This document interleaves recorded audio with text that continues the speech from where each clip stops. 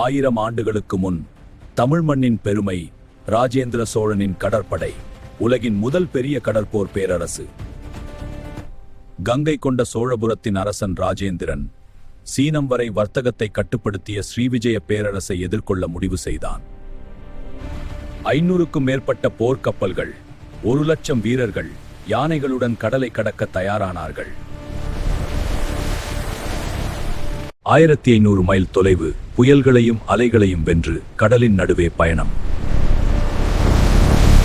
இரவின் மறைவில் எதிரியின் துறைமுகங்களை நெருங்கினர் சோழ வீரர்கள்.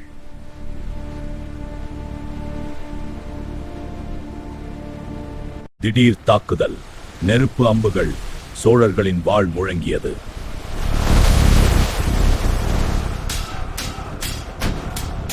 கரைக்கு இறங்கிய யானைப்படை, எதிரிகள் நடுங்கினர்.